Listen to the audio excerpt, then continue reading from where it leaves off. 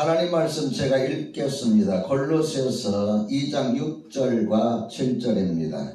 그러므로 너희가 그리스도 예수를 주로 받았으니 그 안에서 행하되 그 안에 뿌리를 박으며 세움을 받아 교훈을 받은 대로 믿음에 굳게 서서 감사함을 넘치게 하라. 아멘. 오늘 하나님께서 우리에게 주시는 말씀은 골로새서 2장 6절과 7절의 말씀입니다. 이 말씀을 통하여 나의 삶에는 감사가 넘치고 있나요? 나의 삶에는 감사가 넘치고 있나? 이런 제목으로 말씀을 전하겠습니다. 말씀을 듣기 전에 서로 인사 나눕시다. 오늘도 함께 해주셔서 감사합니다.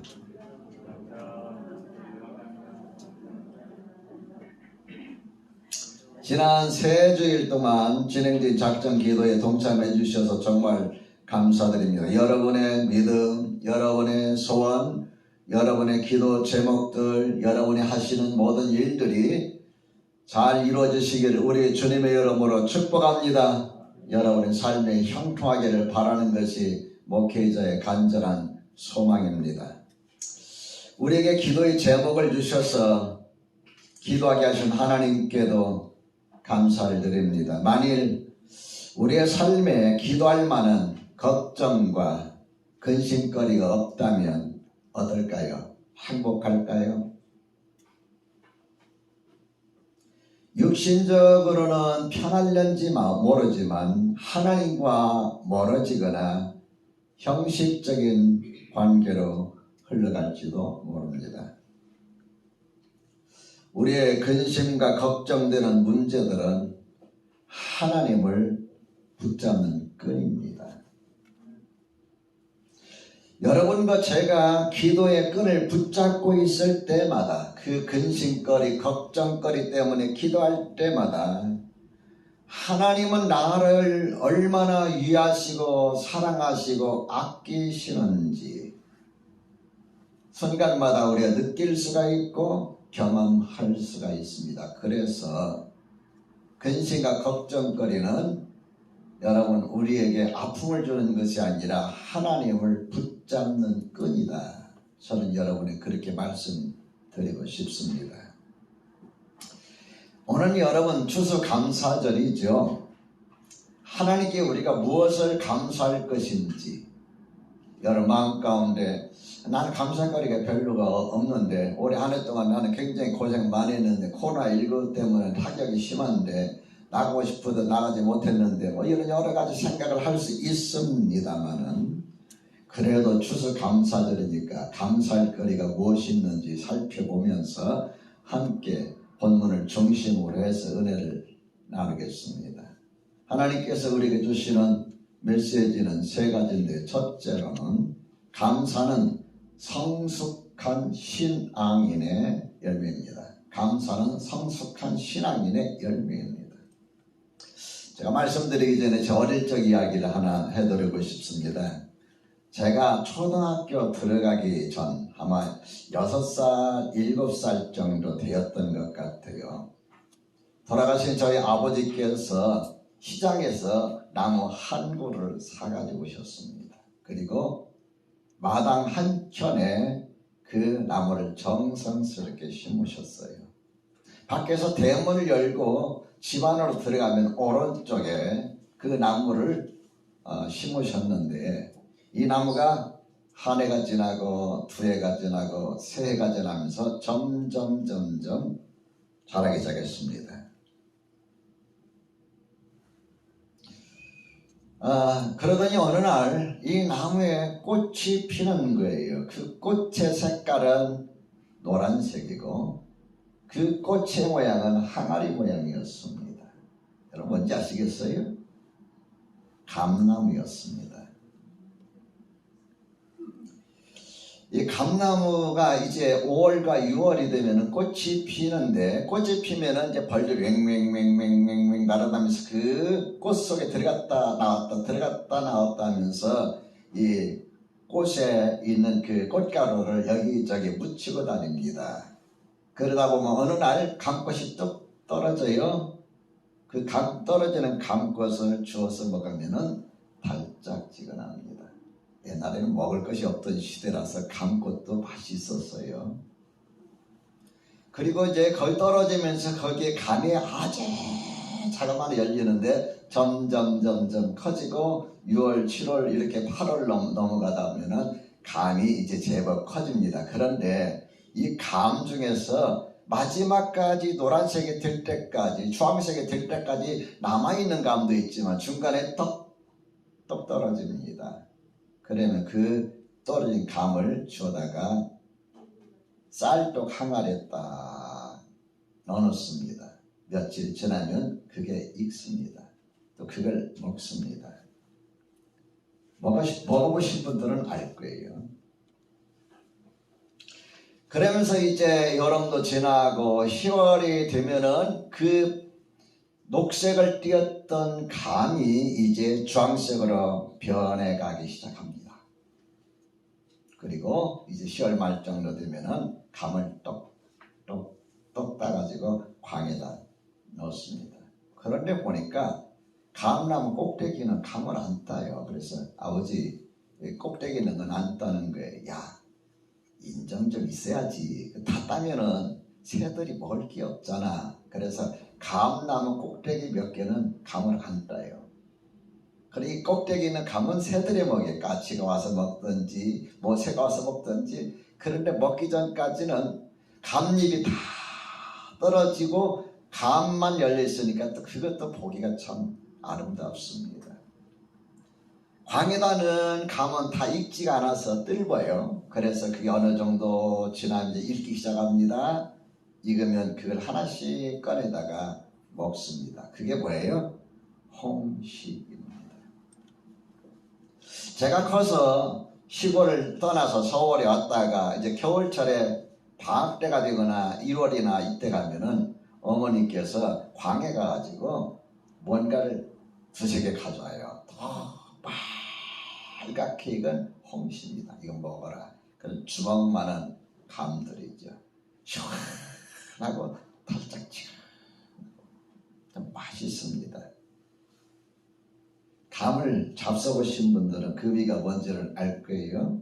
제가 왜 오늘 본문의 말씀을 읽다가 이야기를 하느냐 하면은 오늘 본문의 말씀을 제가 설교 준비하면서 묵상하다가 언뜻 생각한 것이 무엇이었느냐. 오늘 말씀 가운데 감사함을 넘치게 하라 이 말씀 6절과 7절의 말씀은 여러분 내용을 읽어보면 어떤 내용이냐면 마치 나무 한 그루를 가져다가 심고 심은 나무가 뿌리를 내리고 뿌린 나무가 자라서 그 자란 나무에서 열매가 맺히고 열매 맺힌 데서 많은 열매를 따는 모습으로 6절과 7절을 이렇게 연상하도록 말씀을 기록했기 때문입니다. 이 모습은 여러분과 저의 신앙생활의 모습이에요.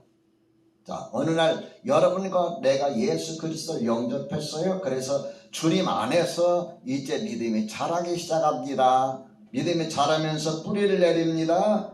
뿌리를 내리면서 나무가 든든히 세워지듯 신앙이 자랍니다. 신앙이 자라면서 열매가 맺히는데 그 열매 가장 아름다운 열매가 뭐냐? 신앙인의 가장 아름다운 열매는 감사의 열매입니다.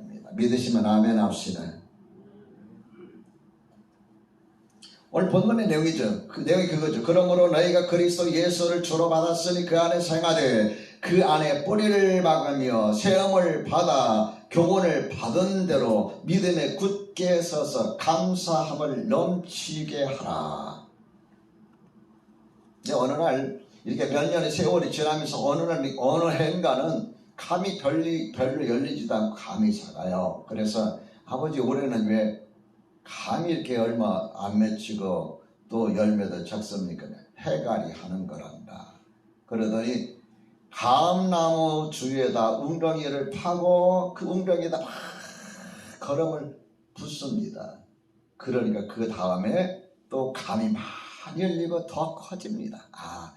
여러분과 내가 신앙생활 하면서 때로는 기도생활도 하고 때로는 뭐 40일 작정하면서 성경도 읽고 하면 어느덧 또 우리 믿음이 자라고 자라면서 우리의 믿음이 이렇게 많은 열매 맺는 감나무처럼 하나님 앞에 그런 모습으로 여러분과 내가 세워지는데, 그 세워짐의 최절정의 모습이 뭐냐 하면은 감사입니다.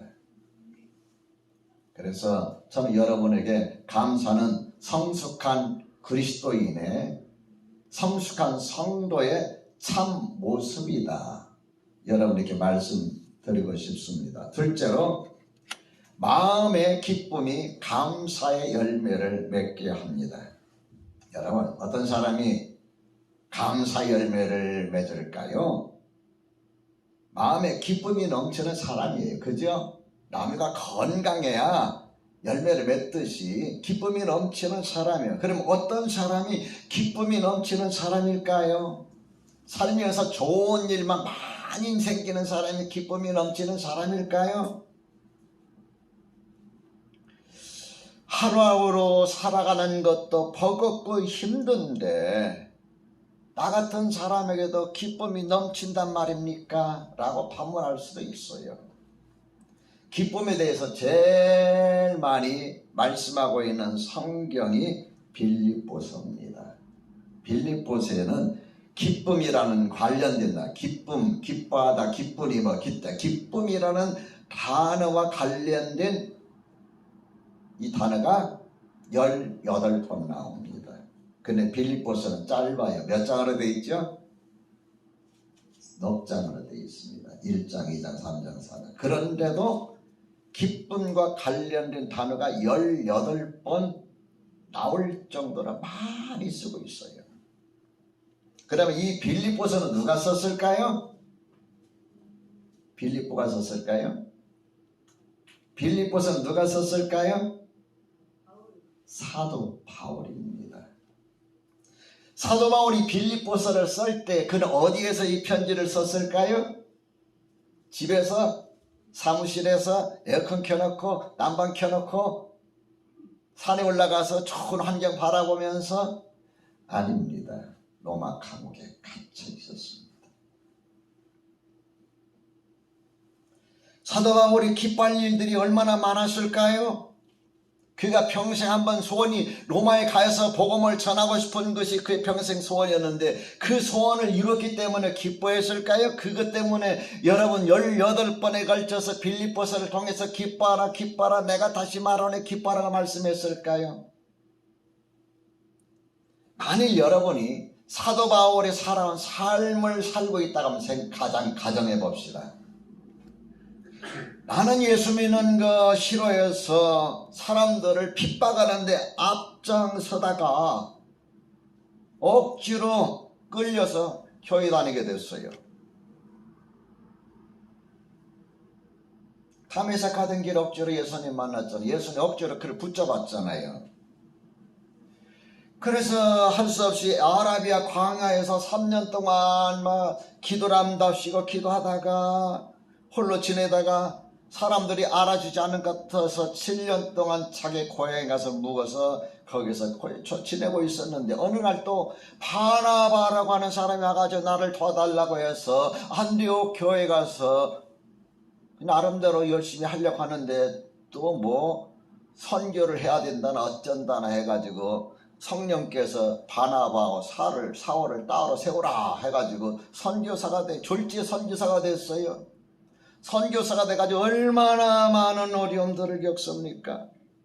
고린도후서 11장 23절에서 28절에 보면은 사도 바울이 겪는 그 고난들을 기록하고 있는데 그 여러분 이렇게 기록하고 있어요. 고린도서 11장 23절에서부터 그들이 그리스도 일꾼이나 정신없는 말을 하거니 나는 더욱 그라도다. 내가 수고를 넘치도록 하고 옥에 갇히기도 더 많이 하고 매도 수없이 맞고 여러 번 죽을 뻔하였으니 유대인들에게 40에 하나 모자란 매를 5번씩이나 맞았고 3번 태장으로 맞고 1번 돌에 맞고 3번 파선하고 일주일 깊은 바다에서 지냈고 여러 번 여행하면서 강의 위험, 강로의 위험, 동족의 위험, 이방인의 위험 위험, 신의 위험, 광야의 위험, 바다의 위험, 거짓 형제적인 위험을 당하고 또 수고하고 애쓰고 여러 번 자지 못하고 줄이고 목마르면 여러 번 헐겁고 춥고 굶었노라. 그게 사도 바울이 살은 인생 역정이에요. 결국 복음 전하다 어떻게 됐어요? 체포됐어요. 그래서 최후 수단 로마 황제에게 그 로마 시민권을 있어서 로마 황제에게 내가 재판받기 원합니다 하고 로마로 가다가 배를 타고 가는데 그냥 태풍을 만나가지고 또 유라굴란 태풍에 10나흘 동안 생사를 오고 가지 않았습니까? 구원의 여망이 살아날 소망조차 없었다고 그랬어요. 먹지 못하고 자지 못하고 밤낮으로 어둠 가운데서 배가 이리 뒤뚱 저리 뒤뚱 파도가 막 넘쳐 들어오고 막 구토하고 여러분 생각해보세요. 10나흘 동안 이게 무슨 고생입니까? 내가 주를 위해서 이만큼 헌신한 희생했으면 됐지 나들 어떻게 하라는 겁니까? 한번 생각해보세요. 10나흘 동안 바다 한가운데 빠져서 난파되어서 언제 죽을지 모르는 상황인데 겨우 헤엄쳐 나와가지고 배가 파손돼서 헤엄쳐 나와가지고 섬에 다 도달하니까 또 독사가 물었어요. 여러분 이게 나의 삶이었다면 우리의 삶이었다면 어떤 삶이 어떻게 여러분 이야기할까요? 어떻게 이야기할까요? 정말 내가 주를 위해서 열심히 일했다 이런 마음이 들까요? 나는 이렇게 지질이 복도 없지 이렇게 기관 삶을 살지 내가 주님 앞에 이렇게 헌신했는데 나에게 온 것은 고작 이런 것밖에 없나 이렇게 생각할 수도 있어요. 그죠? 한번 생각해 보세요. 여러분 지금까지 예수 믿고 지금까지 살아왔는데 살아온 삶 속에서 겪었던 많은 어른들 사도 바울은 그래도 주를 위한 고난이 있잖아요. 근데 여러분 우리가 먹고 사는 것 때문에 우리가 당한 고난들 어려움들이 있잖아요. 그 어려움 때문에 우리는 주님을 원망하지 않았습니까? 그것 때문에 내가 잘못해놓고도 핑계는 잘못은 다 그 원인은 주님께 뒤집었어요. 길 가다 넘어져가지고 자기가 돌불에 넘어졌는데도 아이 주님 왜 나를 이렇게 넘어뜨려 자기가 넘어지 주님께서 넘어뜨렸었어요. 내가 아픈 것도 사실은 내가 관리를 못한 거예요. 주님은 우리에게 나름대로 살아갈 수 있는 건강을 주셨는데 내가 너무 과를 했던지 뭐 했던지 내가 잘못한 거예요. 그런데도 원망은 다 어디로 가요? 위로 가요. 사도 바울같이 그랬다면 여러분 사도 바울은요 자기 자신이 그렇게 헌신했는데도 불구하고 병이 있었어요. 그래서 심각하게 3번씩이나 그 병을 고쳐달라고 하나님 앞에 기도했는데 뭐라고 안 줬어요? 내 은혜가 너에게 족하다. 더 이상 그거 묻지 말라 그 말이에요. 기도하지 말라 그 말이에요. 내 은혜가 족한 줄 알라. 남은 고쳐주는데 안전뱅이도 일어나고 여기저기서 벌떡이 나고 사도 바울이 쓰던 앞치마나 손수건만 가져다 놔도 귀신이 떠나고 병이 치료되는데 정작 자기 몸은 못 고쳐요. 그래서 여러분 주치의인 누가가 따라다녔습니다. 그를 보살피기 위해서. 이 얼마나 웃기는 이야기입니까? 한번 생각해 보세요. 그런데 사도 바울은 평생 하나님 앞 한 번도 원망하지 않았어요. 내가 몰랐을 때 주님께서 나를 구원해 주셨으니 얼마나 감사하냐. 나는 부족한데 주님께서 나를 충성다 죄 여겨서 내게 직분을 맡겨주시니 얼마나 감사하냐.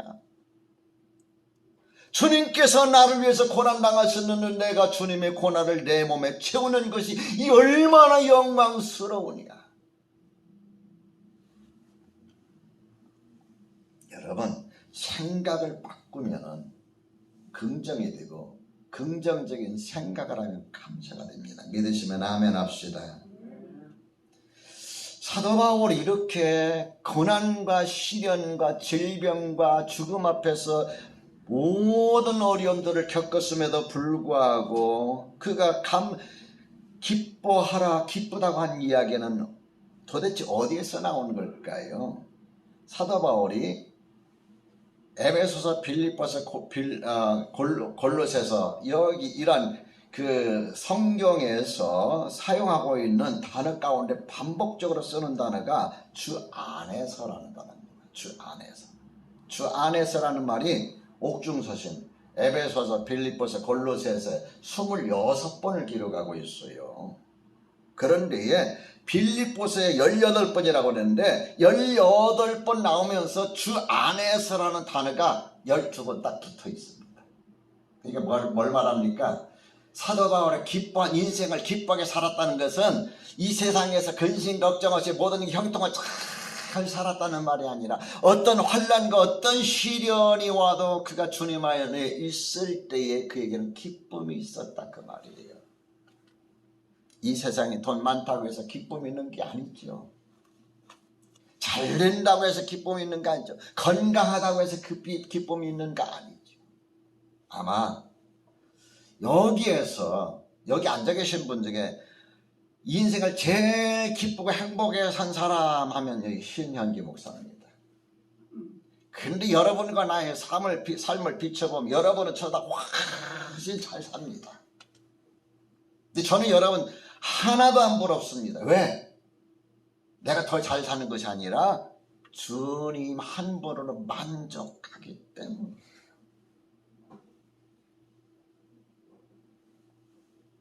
다시 말해서 사도 바울의 기쁨의 근원이 바로 주님이셨다. 이 세상 것이 아니고 육신의 것이 아니라 주님이셨다. 주님 때문에. 마음의 기쁨, 주님께서 나를 구원해 주셨다. 주님이 나를 써주셨다. 주님의 고난에 나도 동참한다. 이 주님이라는 이 단어가 사도 바울의 마음에 기쁨을 갖게 하고 그 기쁨이 감사로 바뀌어진 겁니다. 셋째로 감사의 열매는 삶을 행복하게 만듭니다. 골로새서 3장 15절에서부터 17절을 같이 한번 읽어보도록 할게요. 골로새서 3장 15절에서부터 17절입니다.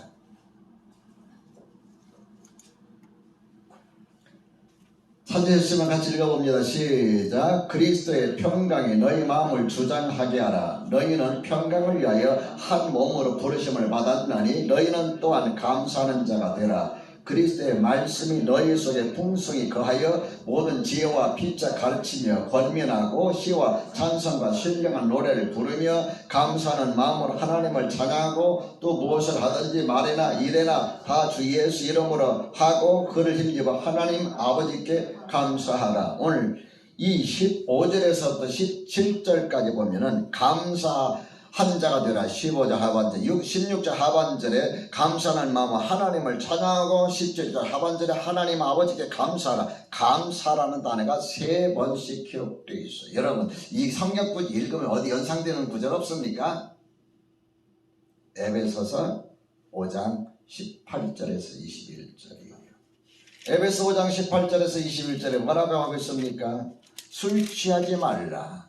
이는 방탕한 것이니 오직 성령의 충만함을 받으라.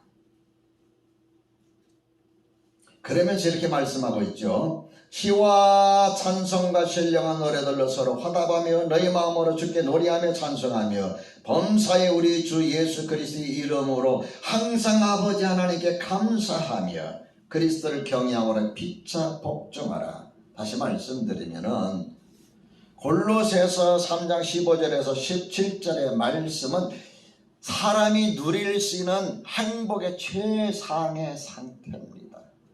그 최상의 상태를 에베소서 5장 18절에서 21절까지는 성령 충만할 때에 이루어지는 상태로 말하고 있습니다. 그러면서 그 상태 중에 하나가 감사하는 자가 되라. 항상 아버지 이름으로 아버지 하나님께 감사하고 인간이 가질 수 있는 가장 행복한 상태, 인간이 누릴 수 있는 가장 행복한 삶의 모습이 바로 골로새서 3장 15절에서 17절인데 특징이 뭐냐? 감사라는 단어입니다. 우리 따라서 합시다. 감사가 있는 곳에는 행복도 있다. 여러분 그렇게 동의하십니까? 그래서 저는 감사동의어는 행복이다 이렇게 말씀드리고 싶어요. 감사라는 단어와 연상되는 단어는 행복이다. 감사가 있는 곳에 행복이 있어요. 자, 어느 두 가정을 생각해 봅시다. 한 가정 늘 불평, 불만, 원망, 짜증, 신경질, 큰소리, 다툼 이런 가정 살고 싶어요?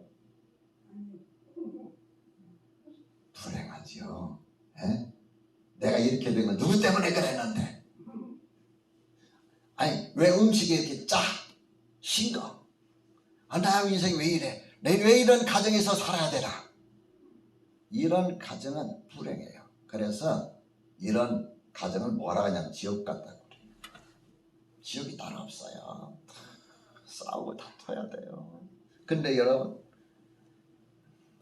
먹을 것이 없어서 반찬 한두 개 놔도 감사. 하루하루 힘들고 고단해도 감사. 삶이 어려워도 감사. 건강이 다른 사람보다 좋지 못해도 감사. 못 살아도 감사.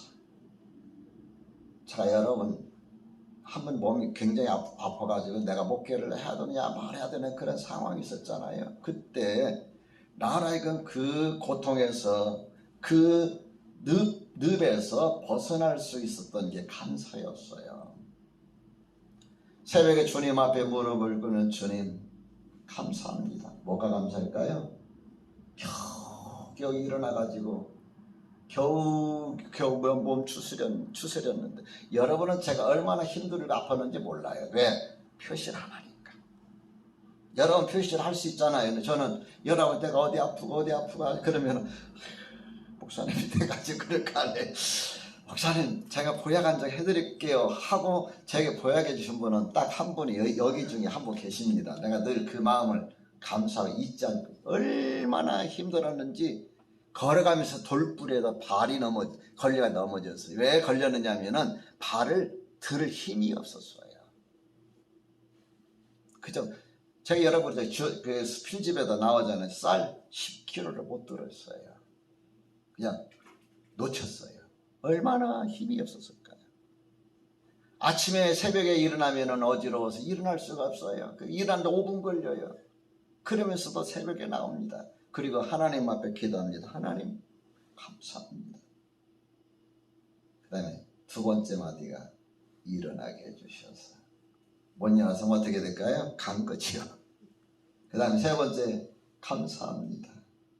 주의 전에 나오게 해주셔서 못 걸으면 못 나오잖아요. 네 번째 기도 감사합니다.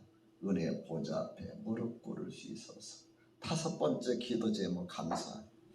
그래도 내가 이 건강이지만은 주님의 일을 할 수 있는 것에 대해서 감사합니다. 여러분 하나님 앞에 감사의 조건을 찾으면 엄청나게 많아요.